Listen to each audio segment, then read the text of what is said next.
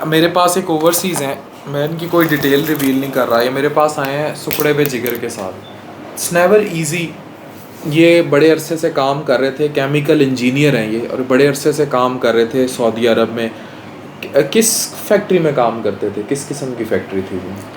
Petrochemical petrochemicals को deal करती थी। केमिकल्स हैं, क्लोरीन है, ठीक। कास्टिक है, लाइक दिस। तो वो क्लोरीन है, कॉस्टिक कुछ कह रहे हैं, और इस तरह के केमिकल्स कह रहे हैं। देखें, पाकिस्तान में हेल्थ हैज़र्ड्स एक तरह के हैं, जैसे क्रॉनिक इनहेलेशन ऑफ टॉक्सिक कोई सेफ्टी है नहीं। बाहर की दुनिया में पाकिस्तान से बहुत लेबर जाता है और हेल्थ हैज़र्ड्स भी वो फेस करता है। तो मेरे पास जो मरीज़ आए, इनका जिगर सुकड़ चुका हुआ है। ना इन्हें काला यरकान है, ना इन्हें पीला यरकान है, ना इन्होंने कभी शराब पी। और जो कॉजेज़ हैं छुपी हुई, मैं उनका वर्कअप कर लूँगा, लेकिन बकौल इनके सऊदी अरब में ऐसा वर्कअप किया जा चुका था और कॉज कोई सामने नहीं आई थी। लाइकली केमिकल्स थे। मैं आपको ये डिटेल्स शेयर कर रहा हूँ कि लिवर में टॉक्सिक हेपेटाइटिस चलता है, जो कि ऑक्यूपेशनल हैज़र्ड है। और ये मुख्तलिफ़ किस्म की ड्रग्स या टॉक्सिक केमिकल्स अगर लिवर को, जिगर को हिट करते रहें, आइडली तो इन लोगों में ज़्यादा तो हमने लंग के कैंसर्स ही देखे हैं। लेकिन अगर इस किस्म की हिपैटोटॉक्सिसिटी क्रॉनिकली चलती रहे, तो इसमें क्या होता है कि main pathogenic mechanism for functional and organic damage cause by solvents क्या होता है?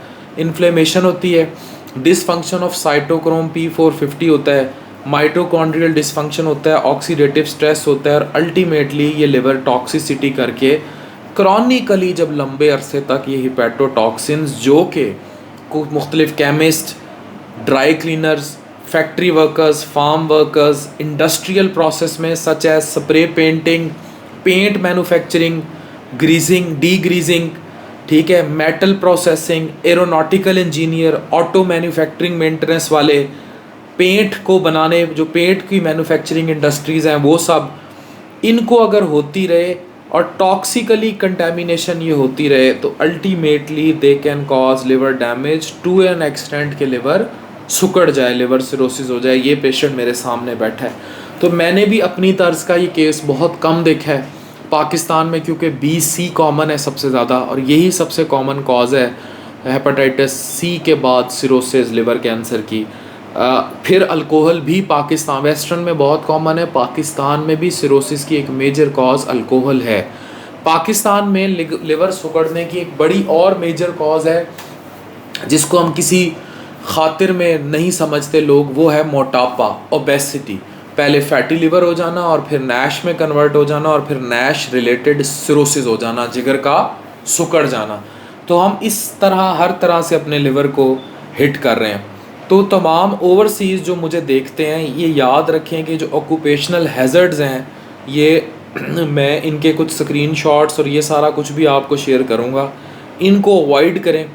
अल्टीमेटली जो सॉल्वेंट्स जो ऑक्यूपेशनल डिजीज़ में डैमेजिंग होते हैं, इनमें डाईमिथाइल फॉर्मामाइड DMF के नाम से जाना जाता है, डाईमिथाइल एसिटामाइड DMA के नाम से जाना जाता है, ट्राईक्लोरोइथाइलिन TCE के नाम से, टेट्राक्लोरोइथाइलिन, carbon tetrachloride, xylene, toluene, chloroform.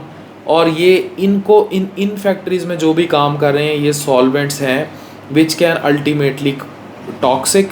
और ये फॉर्मिक एसिड का अगर आपने नाम सुना हो, और फिर ये जो एसिटिक गैसेस हैं, ये लंग्स के साथ साथ लिवर को भी डैमेज कर सकती हैं।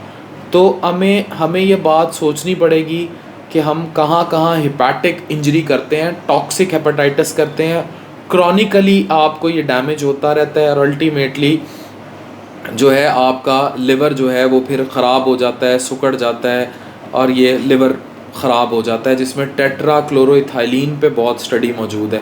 तो जो पेपर है, इसकी मैं डिटेल्स स्क्रीनशॉट्स कुछ शेयर कर दूंगा आपके साथ, तो उसमें आपको काफ़ी चीज़ें हेल्प आउट कर देंगी। लेकिन खुदा के लिए अपनी सेहत का ख्याल रखें। जब आप वैसे घर से बाहर जब बंदा होता है, मेरे ख्याल से घर वालों को सवाए ATM और पैसों के एक बंदे से कंसर्न कम ही होता है। ये हर ओवरसीज़ का मसला है, वो कहते हैं बस पैसे आते रहें, बंदा आए ना आए। तो पाकिस्तान में मौजूद हर ओवरसीज़ का कहीं ना कहीं मसला मौजूद ज़रूर है। तो ये जो बाहर डिंकी लगा के जाएं या डायरेक्ट जाएं, जब ये बाहर काम करके पाकिस्तान में पैसा भेज रहे होते हैं घर वालों के लिए, तो वहीं इट इज़, मैं हमेशा एक जुमला बोलता होता हूँ, रोटी बंदा खा जाती है, ठीक है। तो रोटी जो है ना, बंदा रोटी को नहीं खाता, रोटी बंदा खा जाती है, ठीक है। तो जो रोटी की कमाई है ना, ये बंदा खा जाती है। And this is the example. Doctor Afan Qaiser signing.